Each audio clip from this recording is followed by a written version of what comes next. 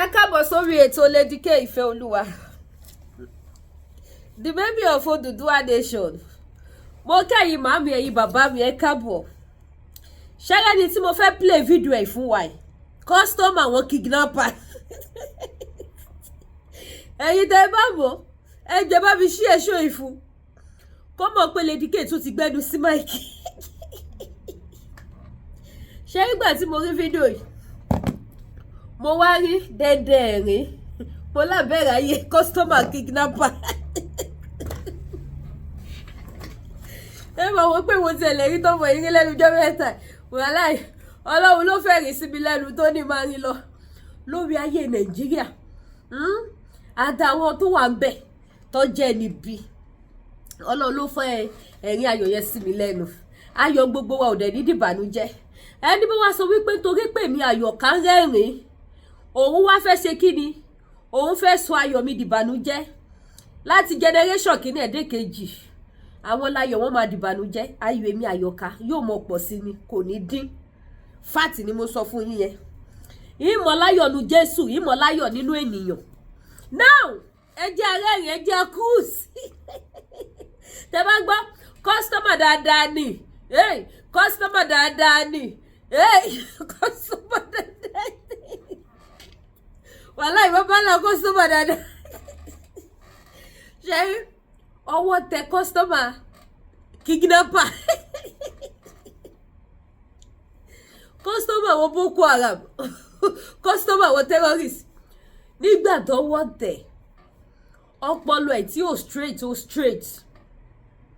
Orí ẹ̀ tí ó pé, táwa gbìyànjú láti bá fọ̀rọ̀ straight ẹ̀ wípé kò sí nǹkan kan wọ́n Nàìjíríà, Oduduwa nation ni, ẹ jẹ́ àtẹ̀lé Oduduwa nation. Táyé wọn máa bá wọn fọ̀rọ̀ sọ. Èmi yìí sì mo máa ń ranjú sọ̀rọ̀ ni. Èmi ranjú fi ń bá sọ tó yẹ kó máa fi sùúrù gbọ́ wípé kò sí kankan Nàìjíríà tó tọ́ o. Kóhun jáwọ́ nínú iṣẹ́ politicians tóhun ṣe Nàìjíríà kò gbọ́. Ṣùgbọ́n gbà tó àwọn Kidn Pper tẹ̀ tí wọ́n tọ̀bọ̀ sí ní bọ́dì. Tí wọ́n gba ránṣọ́mù yẹn pẹ̀lú nǹkan tó ń dùn customer. Customer wa rojú, ó wá ń fẹ̀ fún bí ojú adó fúrọ̀. Ó wá ń pariwo ẹ̀jẹ̀ gbé níbẹ̀. Ẹ má bínú, wàláì, ẹ̀rín pọ̀. Ọlọ́run ṣàánú Àyọ̀ká. Customer wa mú ẹ̀rín lójú pálí, ó wá mú ariwo lójú pálí, ó wá ń pariwo fòfòfò. Ṣé rí? Ẹ jẹ́ ká máa gbàdúrà kan Nàìjíríà. Gbogbo àwọn ọmọ kọlẹ̀ Yorùbá tá kì í ṣọmọ àlè. Ẹ jẹ́ ká máa gbàdúrà kan wípé gbogbo àwọn tá a sọ fún wípé kò sí kankan ní Nàìjíríà, Ọlọ́run fẹ́ afẹ́fẹ́ Nàìjíríà lù wọ́n. Ṣé rí tí afẹ́fẹ́ Nàìjíríà bá fẹ́ lù wọ́n, èmi àti yín á sinmi. Òun lọ̀rọ̀ tó wà lẹ̀. Nígbà tá à ń sọ wípé kò sí kankan Nàìjíríà, olórí kó rí bí ẹja kóté tí mo gbé picture sójú screen mi tẹ̀ ń wò yìí, kò gbà o. Ó sì tẹ̀lé APC, ó ń ṣolóṣèlú. Ṣùgbọ́n gbà tá afẹ́fẹ́ Nàìjíríà fẹ́ lù, táwọn ẹrú kú, tí bá tún kọ́ máa kọ̀ sí fídíò, ẹjọ́ ìyàwó mi, ẹnjìnà jọ̀ọ́ bá mi wọ́wọ́, please, I'm begging you. Táwọn ojú ẹsẹ̀ àwọn Kidn Pper tó tún bò dìbò tó tún fi gbà pò, tí bá rántí fídíò yẹn báyìí. Àdùn òṣè mi mo máa ń rẹ́rìn. Torí pé gbà tá afẹ́fẹ́ yẹn fẹ́ lù, ọpọlọ ẹ̀ straight. Ó mọ nǹkan tó ń pè ní wọ́n Nàìjíríà. Ó sá kàbàkàbà. Bó ṣe wà yẹn, tó bá gbé 1 billion lẹ̀ fún wípé yá wọ́n Nàìjíríà, kó wá mú 1,000 naira sílẹ̀ pé Yorùbá nation, wọn ò bí gùdù morúkọ ẹ̀. 1,000 yẹn ló máa release 1 billion. Tí ogun Nàìjíríà bá dé, tí ìrora Boko Haram dé, tọ́wọ́ Kidn Pper bá tẹ̀, 1 billion kò lè ṣe. Torí bó ṣe wà yẹn, ó ti dá láàbò ara, kò pé mọ́. pàdé mi tó ṣú ọ ẹ bá mi share fún ẹ̀yin tẹ́ bá mo bá tó wà lójú screen mi ẹ bá mi share show ìfún pé kówó kan tí Lady K ń ṣe ẹ bá share fún mo ti ní kò sẹ́ tó máa parí ìjẹ̀bi àti ẹ̀ bó ṣe wáyé wọ́n farabalẹ̀ wọ́n sọ́dà aláàbò ara ẹ mo yọ tàbọ̀ tó kẹ̀sì ẹ má bínú ẹ̀yẹ ẹlẹ́yinjú àánú o ó yẹ kẹ́ mọ̀ pé fún mi láti wá fi máa cruise there must be a reason for it kí cruise tí mo wá fi cruise yìí ẹ wá bá mi share kó dódó àwọn tó kù kí iye wọn yìí lè ṣí pé ohun tó ṣẹlẹ̀ sí máa yìí kò gbọ́dọ̀ kan àwọn o tó bá kan àwọn ọmọ ẹlẹ́nu fẹ́lẹ́fẹ́lẹ́ ìṣọwọ́ tó máa fi fàwọ́ ṣẹlẹ́yà lórí social media kò ní dáa ìṣọwọ́ tó máa fi fàwọ́ rẹ́rìn ẹ̀rọ bí kò ní rí mímọ́ láyé yìí yóò sì mọ rírìn ayọ̀ yìí ẹ̀rí ayọ̀ yẹn nìṣó sí kò ní dáa ọpọlọ wa lè straight tí afẹ́fẹ́ Nàìjíríà bá fẹ́ lu àwọn aláìgbọràn orí wọn á pé èmi àti yá sẹmẹ èmi àti yá ṣe kí ni á sinmi aago méje èmi àti yá ní rest of mind ọkàn wa máa balẹ̀ so ẹ bá mi share ẹ jẹ́ kó wọ ìgboro ayé now ẹ jẹ́ ká sáré jọ gbọ́ ọ̀rọ̀ láti ẹnu customer kidnapper customer kidnapper ìjìnlẹ̀ pampam customer kí sẹ́ mo orúkọ ẹ̀ sí náà ó lórúkọ kan tó ń jẹ́ ibi owó tí orúkọ àwọn èèyàn báyìí tèmi ìwọ wà lónìí ṣe bẹ́ẹ̀ mọ́ ó yá ẹja gbọ́rọ̀ látẹ̀lé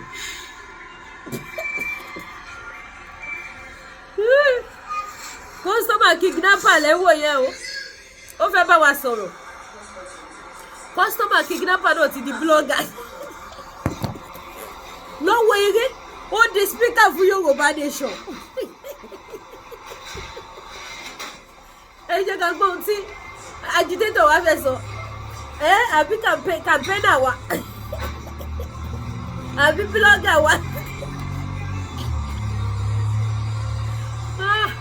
ẹ jẹ́ gbọ́ ohun tí blogger wa fẹ́ sọ. Good morning, sir. Good morning, everyone. Ṣó ìbádùgbọ̀ wàláì afẹ́fẹ́ Nàìjíríà ó kọ́ lọ́gbọ́n. Okay. Yes, a lot has been going on in the last 1 week in this country, and the presidency has not come out to make a clarification. Particularly the President Commander in Chief Armed Forces of Federal Republic of Nigeria, His Excellency Bola Ahmed Tinubu, GCFRO, a permanent Yoruba man. I wouldn't want to take much of our time this morning, but I'm doing live. No, I'm not doing recording. I'm doing live video so that people can listen to it. Those who will not be here when I do this live video can listen to later in the day and see my reason why what the President of the United States of America, Donald Trump, said about Nigerians, about the terrorism, about the people who are terrorizing this country. The President or Nigerian military once again, tálàyé bá ti wọ́n ti bọ́ ṣe fọ́ létí ọjà juni kọ́ ọjà juni. National President of Afenifere Council, a victim of Fulani X-Men, a victim of bandit, and a victim of terrorism in this country, a victim of Boko Haram, that spent 12 days in the hands of Boko Haram, hands of terrorism, Fulani X-Men, bandit. And what I encounter in the hands of those people makes me to understand that Nigeria is not one country. It can never be one country in Jesus' name. So help me God. Just what America said. It just baffles me and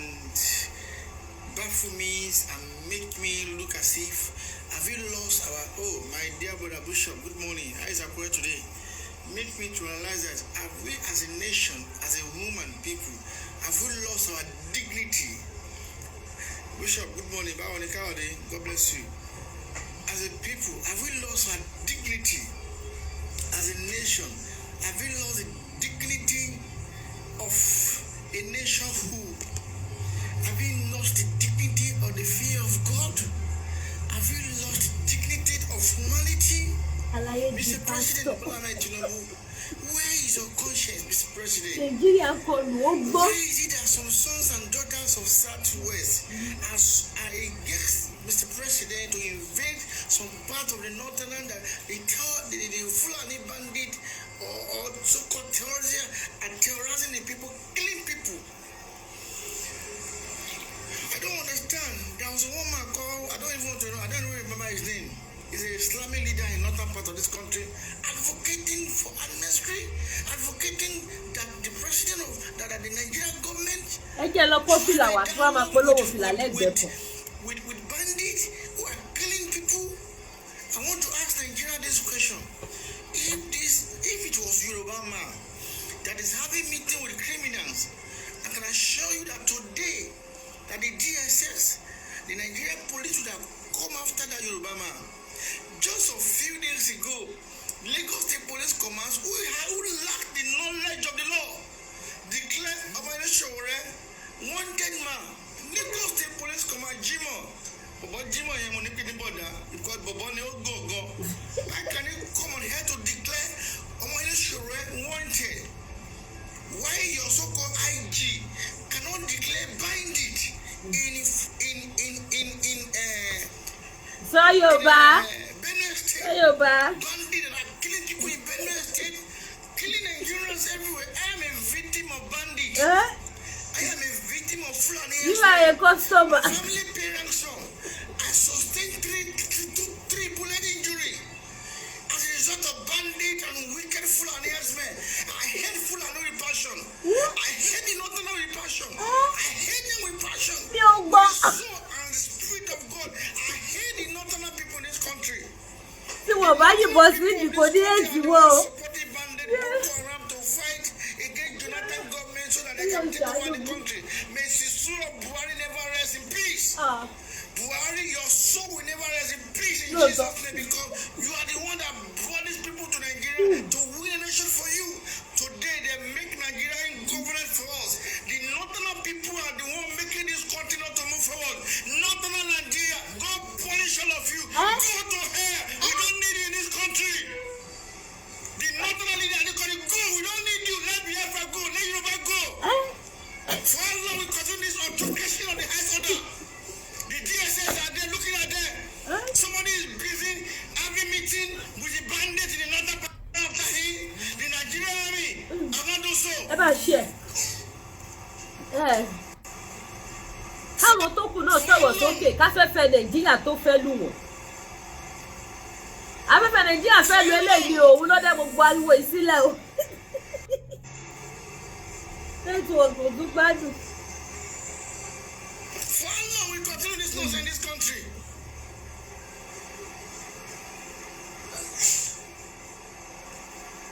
Àwọn wo ló fi kọ́ọ̀dù stọ́ọ̀pù máì báyìí? To Ilé tó ń help pe all máì. the useless leaders in the northern part of this country. We are not one Nigeria. Afẹ́nifẹ́re leader. Àwọn wo ló ń pe máì náà?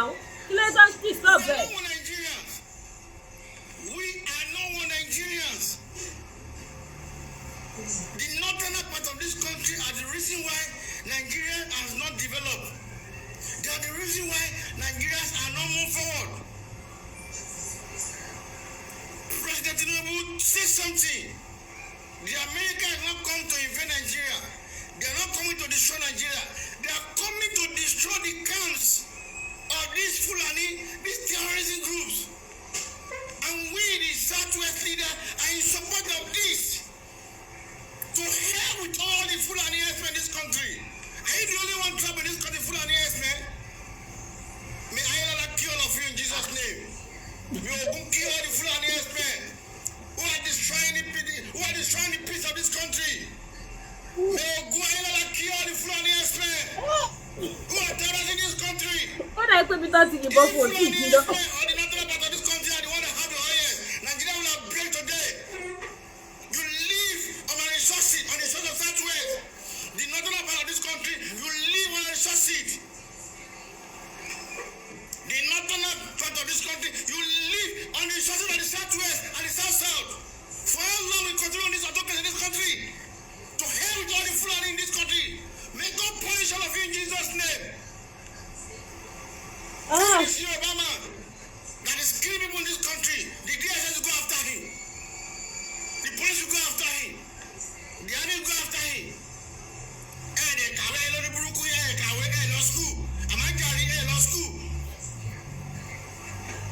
tí ó kàwé wọ́n yìnbọn fẹ́ni tó kàwé nídìí. We are not Nigeria. Let the Fulani go. We don't want you in this country again. Donald Trump, come and invade the northern part of this country. Destroy their camp. That's what we want. Destroy their camp. Mentally, I'm not fine because I spent 12 days in the hands of the Fulani herdsmen. Torture me in this country. Torture me. Torture the hell out of me.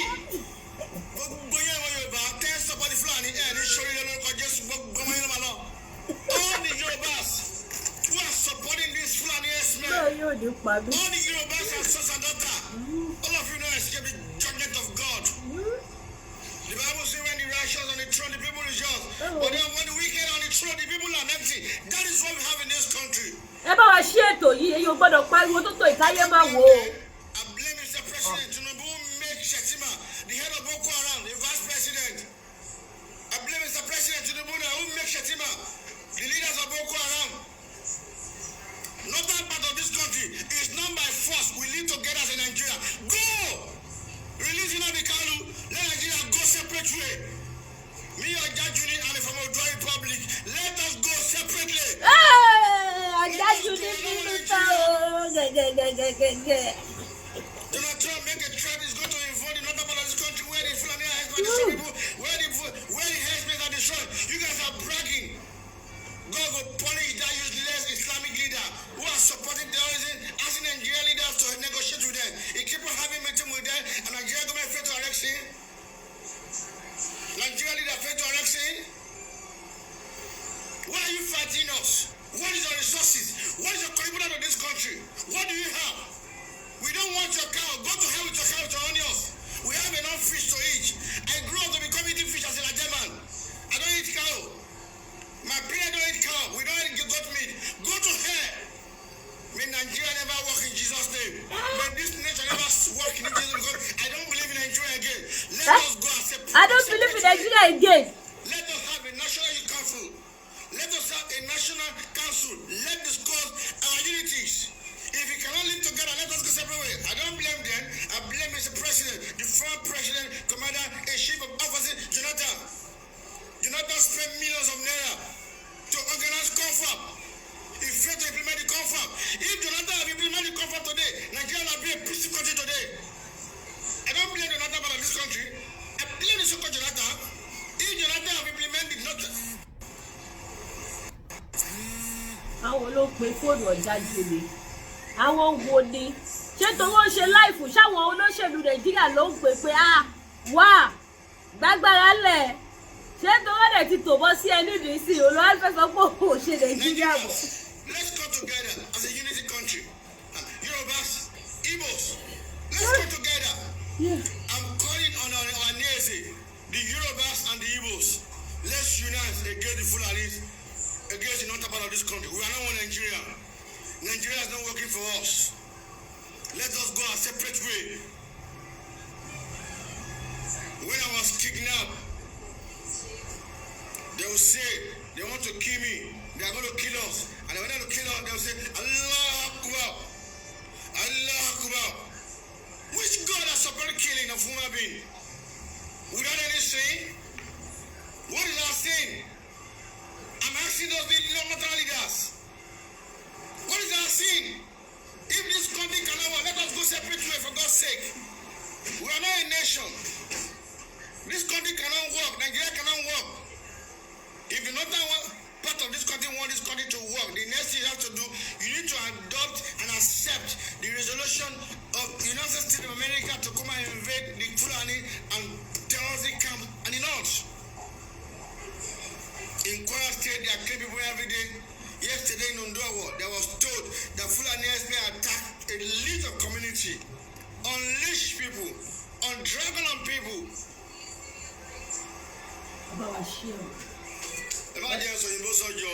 Sóyìnbó fún wa bí màá fẹ́ tú o. Ọjà jù ní bàbá fi ẹsẹ̀ ẹ̀yẹ pa.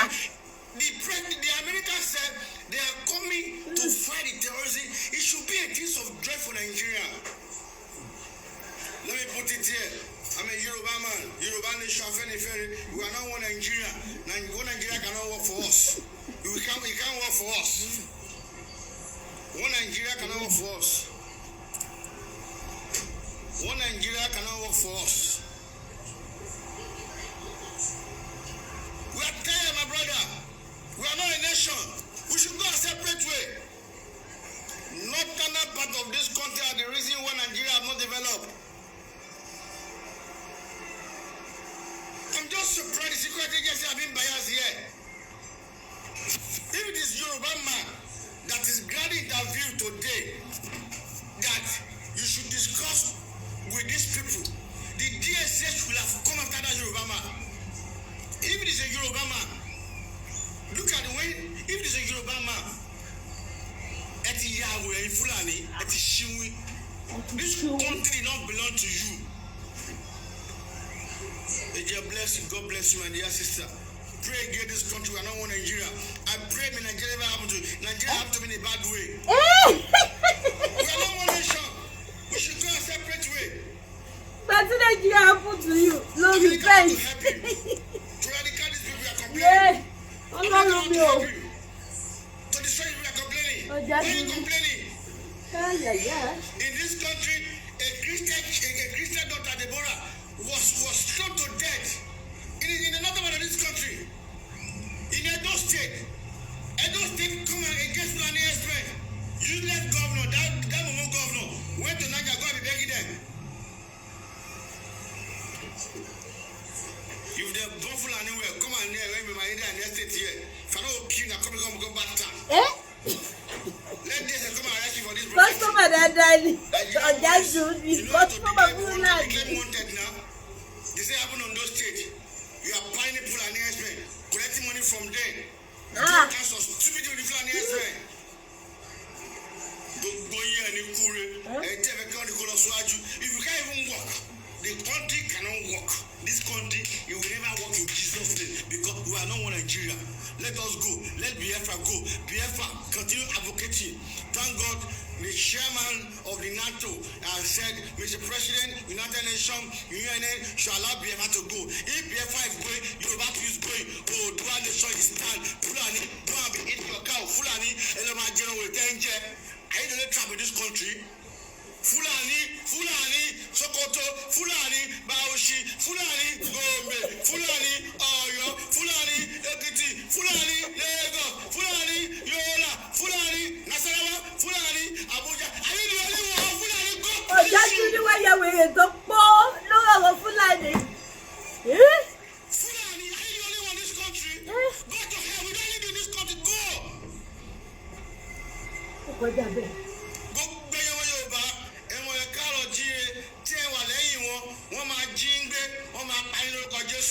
Ọmọ yìnbọn sí wọn lára bó ṣe yìnbọn sí ẹgbọ́dì. Who are supporting these people because of your political interest? May Fulani, the Fulani kill your children in Jesus' name. It has happened to us. It has happened to me. If you know what I passed through in 12 days, you will be supporting these people. For 12 days, I was subjected to beating, torturing. Ibomeji, 3 bullets was my young. 3 bullets, Ibomeka, leading me for 12 days. The day I saw my wife in the pillow, my wife look at me as if I'm an animal.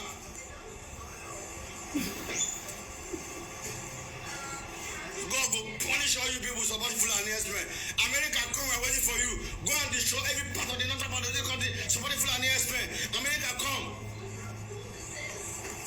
Government have failed us. Our government have failed us.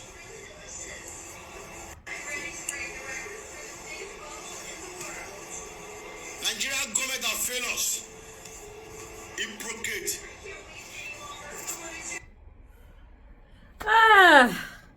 Ó lẹ́tìkẹ́ ọjà jóni ó níwọ̀hún báyìí ló láti ilẹ̀ ó wá jẹ́gbà tí Nàìjíríà wá tó wá fẹ́ sí ẹ tí Nàìjíríà happen to you ló wá fi kanra ń pariwo tó bá ti rántí bó ṣe gbégbá tí fún ẹ ṣé wọn yóò kó tiẹ̀ ní òdì ìbéèrè ni mo béèrè kó má jẹ́ pé yẹn náà ṣe lè sí ẹ ò lè sọ síta ni o bóyá kó tó rọ̀bọ sí ẹ nídìí ó kó lọ́kọ́kọ́ kìbọn wò díẹ̀ ó jẹ́ sọ àwọn ọmọ Yorùbá ẹlẹ́yin jú àánú nígbà ní wọ́n yìnbọn sí ẹ nídìí wọ́n dáwó fún ẹ o tó bá jẹ́wọ́ yẹn náà wọ́n á fún ẹ lówó hospital tí wàá lọ fi flush gbogbo ara ẹ o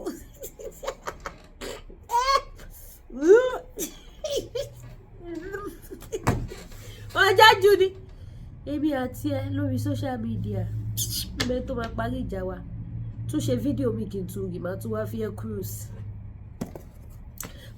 fi ẹ́ cruise sórí statement tó máa ń sọ tó máa ń bí mi inú o tún repeat something similar nínú fídíò yìí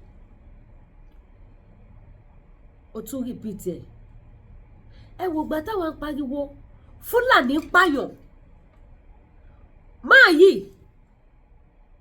leader àwọn Afẹ́nifẹ́re PDP ló ń ṣe kiri kò support ṣùgbọ́n gbà tí Nàìjíríà fẹ́ sí òun ló fi wá gba wèrè mẹ́sìn lọ́sàn-án gan báyìí o Ọ̀jájú ní gba wèrè mẹ́sìn ẹ bá ń ṣí ẹ̀ fún o kó tún lè lọ fẹjọ́ mi sùn àwọn tó máa fẹjọ́ mi sùn pé Lady K tuntun ti bẹ̀rẹ̀ o mi ò ní dẹ́yìn lẹ́yìn ẹ̀ ń bọ́ tó lọ́ fẹjọ́ mi sùn yẹn kò sẹ́ni tó lè gbà ẹ́ lọ́wọ́ mi gbogbo yín pé wọ́n tàtẹ́ jẹ́ níbi nínú Nàìjíríà kẹ́ rìpẹ́ǹtì lẹ́yìn má máa fi yín cruise mo ti dáríjì yòó ṣùgbọ́n má máa fi yín cruise gbogbo ẹ̀yẹ́ níbi Nàìjíríà yẹn má fi yín cruise ńgbà Ọ̀jájú ni tó wá yìnbọn sí nídìí ó yìnbọn wọn yìí okó sọ̀jájú ni nídìí tó wá dé statement àkọ́kọ́ tó bí mi nínú accepted mo para gbà tó ní kó máa dáwó fún pé àwọn tó bá dáwó fún báyìí kò sẹ́ni tó máa ṣe tí ò ní bínú upon that àwọn onínúure ọlọ́kàn rẹ̀ wọ́n dáwó fún àwọn ọmọ Yorùbá àwọn tó jọ ń kóra wọn kiri nínú Nàìjíríà Àbújá bíbọ lóhùn lọ tó fi kidnap ẹ project Nàìjíríà ló bá lọ o project olóṣèlú ló bá lọ o ṣùgbọ́n gbà tí Nàìjíríà fi ojú kejì hàn Yorùbá nation ló gbé bùkátà ó wá lóhùn tí ń gbọ́ wípé wọ́n máa ń ṣe fún yàn owó mọ́pọ́ máa ṣe fún òun statement àkọ́kọ́ tí ó lè jẹ́ kí n forgive ẹ nìyẹn statement ẹlẹ́kejì tún wá lélẹ̀ bí o ṣe Nàìjíríà mọ̀ dá tí sì pé tí wọ́n bá ń yan alákọ̀ọ́rí níbọn nídìí yóò sì máa ṣe wọ́n Nàìjíríà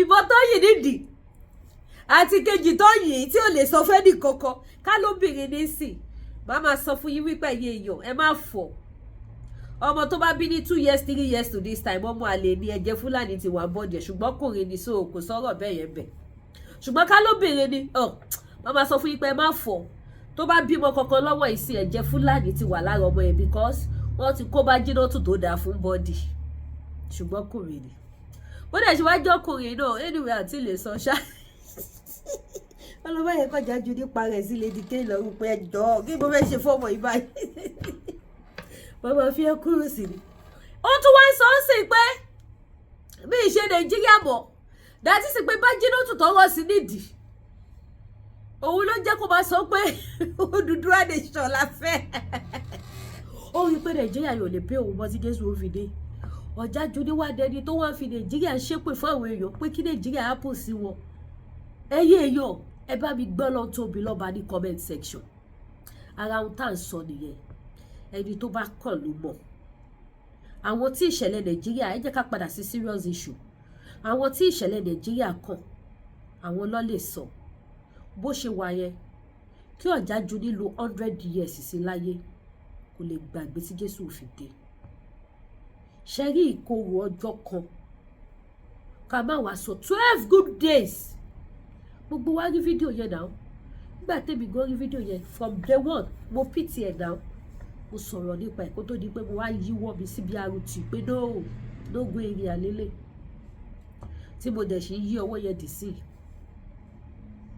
odidi 12 days kí wọ́n tó bọ́ sí yàn ní bọ́dì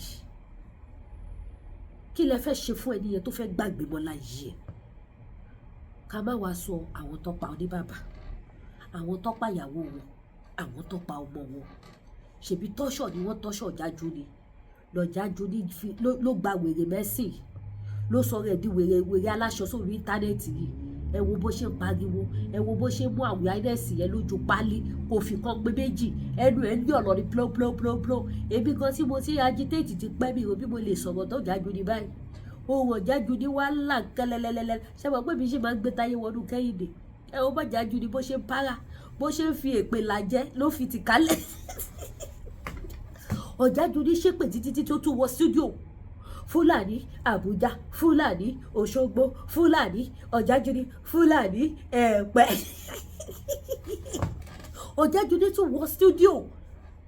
Kẹ́lẹ̀ wo bó ṣe rí lára àwọn èèyàn. Ọmọ Yorùbá ẹ jẹ́ ká dìde sọ́wọ́ ara wa. Ẹ jẹ́ ká wá wọ̀rọ̀ kan fàṣàdá. Ta ló fẹ́ gbà wá? Ta ló fẹ́ jẹ́ mẹ́sàáyà wa? Ta la fẹ́ gbẹ̀mí lé? Torí ó ní kí Donald Trump má wá. Èmi Àyọ̀ká tó bá gbé petition lẹ́pọ̀ yẹ sign ẹ̀ ṣe kí Donald Trump máa bọ̀. Ṣé rí ọmọ tí mi ò tí bí tí mo dẹ̀ ṣe rí wọn pé mo sì máa bí ìbejì. Màá forúkọ àwọn ọmọ yẹn gan sign petition pé kí Donald Trump máa bọ̀. Gbogbo ọmọ tí mo ti bí pátápátá máa forúkọ wọn sign petition pé yá àní Donald Trump máa bọ̀ sẹ́ẹ̀. Mi ò lè wait kò dé. Because mo wọ̀ tún mo wò sí mo wò wájú mo wẹ̀yìn. Mi ò rẹ́ni tó fẹ́ gbà wá o. Mi ò rí o. Pẹ̀lú bá ṣe sọ pé Donald Trump gbégbèsè tó yìí. Ṣé mo pa àwọn wèrè Nàìjíríà tó jẹ́ politicians yẹn? Wọn ti fi ọ̀rọ̀ election ṣeré. Bó ṣe ro ti Donald Trump lẹ́gbẹ̀ẹ́ kan ni wọ́n ro ti election. Wọn ti torí ẹ̀ ro bó ṣe máa stop ìpànìyàn tó lọ Nàìjíríà. Ẹ jẹ́ bára wa sòótọ́ ọ̀rọ̀. Ẹ má wo pé mo fọ̀jájú ní ṣẹ̀fẹ̀. Ọ̀rọ̀ gidi tó jáde lẹ́nu Ọ̀jájú ní kẹ́ ẹ bá ẹ bá wo ti yẹ̀yẹ́ tí mo fi ṣe. Ó tó ló sọ. Tá bá ti rí Ọ̀jájú ní bíi 10. Irú èmi yìí sì yìí. Kúrúsì ló dẹ́kun tí màmá ṣe social media. Mi ní máa wá lójoojúmọ́ kí máa wá rọjú. Ẹ mọ̀ pé mo sì máa ń rọjú lẹ́ẹ̀kọ̀ọ̀kan kò kàn dàbí ti tẹ́lẹ̀ mọ́ ni. Mo sì máa ń rọjú. Adékù ojú rírọ̀ mi adékù. Tá bá rí Ọ̀jájú ní 10 àwọn aláìgbọràn tó bá tún kù Nàìjíríà tó bá kidnap gbogbo wọn kọ́ tẹ̀ má fún wọn lọ́ta àbọ̀ tó 3 kọ́kọ́ fún wọn lẹ́yọ kọ̀ọ̀kan ní fúrọ̀dì kọ́ dẹ̀ release wọn bí t'Ọ̀jájú ní. Kọjá ní wàá ṣe wọ́n báyìí. Mo dẹ̀ wọ wedding ring lọ́wọ́ láyé. My wife she's pregnant. Ìyẹn ló wọ́kọ́ tọ́ọ̀ṣì mi pé Jésù o. Tí mi mọ̀ pé ìgbà tí ẹ tiẹ̀ ṣe máa dọ̀tà tí mo tún ṣàdúrà fún pé ìyàwó bá ìwà àánú oyún o ẹ̀mí mímọ́ ṣàánú. Má jẹ́ kí ìyàwó ẹbí Babátúndé òjò tí wọ̀. Má jẹ́ kí ìyàwó ẹbí Babátúndé. So tá bá ra àwọn èèyàn bíi 10 tó bá kó sí trap ogun Nàìjíríà bíi t'Ọ̀jájú ní wàláì gbogbo íńtánẹ́ẹ̀tì á mọ̀ pé Áfíríkà gba Yorùbá nation. Wèrè táwọn ìyá tún wá di dọ́bùdọ́bù sí t'Ọ̀jájú ní. T'Ọ̀jájú ní yìí ẹ mọ̀ pé kìyàmù lélẹ̀ táwọn ìyá máa tún bad baddest. T'Ọ̀jájú ní yìí ó mú yẹ́sẹ̀ o but táwọn ìyá tún wá bad baddest. Kọ́ lọ má jẹ àríjà Nàìjíríà. Àdéhùn jù bẹ́ẹ̀ lọ lórí ètò ẹ̀wà ara jàjàre mú kan ní wá fọ̀jájú ní kúrúsì ni. Mi ò gún kí Ọ̀jájú ní customer kidnapper our market wá Ọ̀jájú ní ẹ bá mi hashtag Ọ̀jájú ní. Ṣé sínú ló tún jábọ̀ yìí? Àmọ́ wá ṣe nǹkan fa. Snow ní ṣá. Jẹ́ ìka máa lọ lé mi. Ẹ̀yin ìyá mi bàbá mi ẹ bá mi share fún Ọ̀jájú ní. Mo fẹ́ ṣúọ̀ ni o tó bá sì dojú ó ṣì dà ṣùgbọ́n Snow yẹn tètè palẹ̀mọ́ ẹrù mi lé yá. Alẹ́kùn ti ilé. Now Ọ̀jájú ní a máa ń rán ẹ sí Donald Trump nítorí customer ni ẹ bá ń share fún mine ẹ bá ń share ẹ fẹ́ kọ́ serious issue lélẹ̀. Customer ni owó táwọn ọmọ Yorùbá dá fún ẹ tó lọ fi yọ ọta àbọ̀ táwọn kan colleagues àwọn customer àwọn ọ̀rẹ́ tí wọ́n kẹsẹ̀ bọ́dì owó tó kù wà á nídà tí bá wà fi ra ticket. Mo mọ̀ pé o máa ní fídíò gbogbo bó ṣe yìnbọn yẹn sí òdì ẹ̀ because ó dà ipò send fídíò yẹn sí mi yes àwọn tó bẹ̀ mí gbà yẹn pé kí n jọ kí n jáwọ́ lọ́rùn ẹ̀ kí n fi ẹ́ lọ́rùn sílẹ̀ ó send àwọn picture yẹn sí mi mo rí bó ṣe wọn kàn send the picture mi tó ti gilagilagi sí ẹ̀dì wọ́n ṣó yẹn àwọn èèyàn máa ń kó gbogbo òun nílé ní gay lọ́dà mo ti gbọ́ gbà mo rọjú tí mo sunkún gbà yẹn lọ ṣe báwọn kan fèmí náà ṣe yẹ̀yẹ́ mi ẹ̀yà kẹ́mi náà fáwọn kan ṣe yẹ̀yẹ́ sí 50-50 ní no shitty lọ́rọ̀ tó wà lẹ̀ 50-50 no shitty cousin mi kan làwọn Fúlàní ṣẹ̀ṣẹ̀ ṣá ní ìṣàkóṣà mo fi ṣe sódó ẹ̀kú ni ọ̀pá kan ní oṣù bíi mélòó sẹ́yìn wọ́n tún ti ṣàkàn ṣàgóṣà èmi lọ́ tún pè kí mo wọ hospital wa ẹni kí ni mo sọ mo ní ṣíṣì kò sí mo wo fọ́tò yẹn báyìí mo pariwo pé yéè àti fídíò Fúlàní bí wọ́n ṣe ṣàkọ́sí mi ní Nàìjíríà.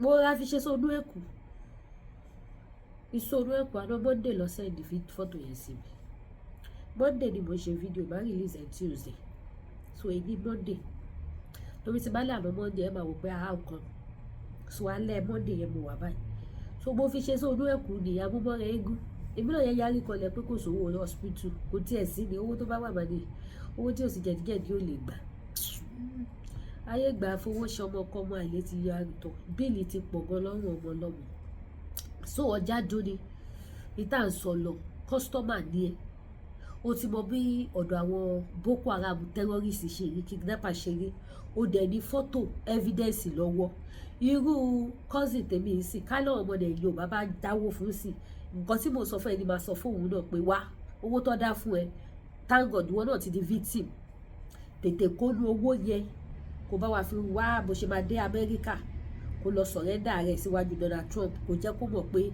ara victim ni ẹ so now ọjà ju ni ìwọ ló máa lọ báyìí sí mo fẹ́ rán iṣẹ́ lọ sọ́dọ̀ Donald Trump irú owó táwọn ọmọ Yorùbá dá fún ẹ wọn ò dáwó fún ẹ lórí platform tèmi o ṣùgbọ́n wọ́n dá fún ẹ lọ́dọ̀ àwọn ìyá mi kan àtàwọn bàbá mi kan so wàá wá bá wa lọ sí Amẹ́ríkà báyìí wàá kó gbogbo fọ́tò tó fi yìnbọn sí wòdí ẹ wàá kó dání àti fídíò ìgbà tó wà ń bẹ̀ tó ń tọ́ṣù ẹ̀ wàá kó dání so tí Donald Trump báyìí ṣùgbọ́n pé wọn náà fọwọ́ sí bẹ́ẹ̀ mi ṣe fọwọ́ sí pé kí Donald Trump máa bọ̀ ní kíákíá Donald Trump á lè tètè dé because tí Donald Trump bá yè tètè dé Ọlọ́run ní jẹ́ ká fẹ́ Nàìjíríà tún fẹ́ lù ẹ́ o.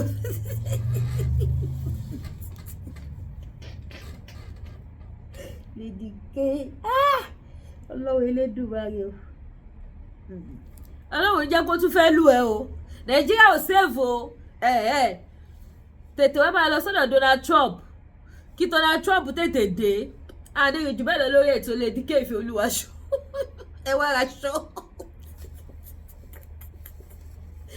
àwọn pariwo Yorùbá nation la fẹ́ àwọn pariwo PDP gbogbo àwọn bàbá wọn Afẹ́nifẹ́re wọ́n go against Yorùbá nation ni báwọn bàbá wọn ṣe go against làwọn tó pera wọn ní youth náà go against àmọ́ gbàtàwé fẹ́ Nàìjíríà fẹ́ lù tó di customer dáadáa ni tó kó odidi 18 million fún Boko Haram terrorist àwọn terrorist lọ fún ẹ̀rọ ọ̀tàbọ̀ bí ọ̀tàbọ̀ tó yìí sí èdè òun ló sọ owó ẹ̀yẹ ọ̀já jù ní. ẹ bá mi ṣí ẹ̀ṣọ́ yìí fún báyìí mi ní contact ẹ̀ káàdì mo ní contact ẹ̀ ni ṣé ni mo ra jù sínú WhatsApp ẹ̀ fún màdẹ̀ sọ fún pé kó wò mo mi ní contact ẹ̀ mi ìdẹ́fẹ́ ni so èyí tẹ́ bá mọ Prince Ọ̀jájú ni youth leader Afẹ́nifẹ́re ẹ jọ̀ọ́ ẹ bá mi share video ẹ jẹ́ kó dọ́dọ̀ ẹ̀ pé mo ló ṣe o Fúlàní kó ọta sí nídìí ó tún fowó ọmọ Yorùbá lọ sọ owó ọta tó gbé bọ̀ so kó lọ sọ́dọ̀ Donald Trump kó lọ bá wa pè wálé pẹ̀lú evidence tó wà lọ́wọ́ ẹ̀ ẹ wá ra aṣọ làwa ń tà ń bì báyìí èrè mo wá ṣe mi ò bá ti já wá o èrè mo wá ṣe Ọ̀jájú ni èrè mo wá ṣe mi ò bá ti já ẹ wá aṣọ ẹjọ́ ẹ̀yìn ìyá bẹ̀yìn bàbá mi tó ní orí ló pọ̀ lọ́wọ́ ẹ̀ ni gbogbo ẹ̀yin tẹ́ ẹ̀ patronize mi ẹ̀ máa ní mo bojì ọmọ ẹ máa ń jọ mí lójú gbogbo ẹ̀yin mọ́mì mi l'Amẹ́ríkà ẹ má wọrí mo máa wá kí gbogbo yín l'Amẹ́ríkà very soon ẹ ń jọ mí lójú ọ̀run á bá mi jọ yín lójú ayọ̀ Ọlọ́run ìpè àwọn ẹni mímọ́ á bá mi dùn yín nínú Ọlọ́run ẹ̀mí àwọn wòólì á bá mi súre ìbùkún sí ayé yín gbogbo ọkàn tó ń bá mi rajà tó sì ń wojú Ọlọ́run ọ̀run á ṣíjú àánú wò yín ẹ rojú rere àti àánú Ọlọ́run gbà bẹ́ẹ̀ ló máa rí kò ní yí padà àṣẹ ti gùn ún nítorí Bíbélì sọ wípé ọmọ aláṣẹ lèmi ṣe ó ní ohun tí mo bá ti sọ jáde àṣẹ àgùn ọ̀run kó ṣe kíni kó fi àṣẹ sí tí mo tọrọ fún yín bẹ́ẹ̀ ló máa rí kò yí padà Jésù Olúwa wa àmín àmín lórúkọ Jésù ṣùgbọ́n o kò ní tí bá ti ṣépè fún yóò àṣẹ máa gùn o. That is why tèmi ò ṣe fi tinútinú ṣépè o. Èpè tí bá ṣẹ́ tinútinú òun là ṣe á gùn. So àìmí tí ẹ use mọ́ kí ṣépè tinútinú fún yàn. Ẹ jẹ́ là o. Kọjá ju ní màmá wò pé so lady kí Ọlọ́run ti sọ fún ẹ pé tó bá ti sọ àṣẹ àgùn ló wá tún ní pé afẹ́fẹ́ Nàìjíríà máa fẹ́ lù mí. Kò ṣe bí tìyẹ o, má fọ́ sùn kó fọkàn balẹ̀ kò séwu lóko. Afẹ́fẹ́ Nàìjíríà ò ní fẹ́ lù ẹ̀ mọ́. Ìtò ti fẹ́ lù ẹ̀yẹ náà ti tó. Now ẹ̀yin mọ́mì mi ẹ ṣé mo dúpẹ́ lọ́wọ́ yín o, gbogbo yín tẹ̀ bá mi rajà. Ẹ̀yin dádì mi ẹ ṣé mo dúpẹ́ mo mọ̀ lóore.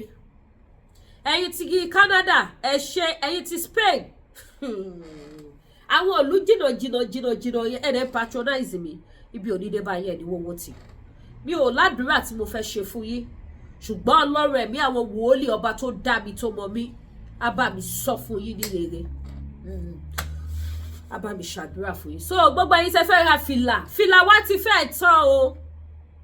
Fìlà ti fẹ́ tán o.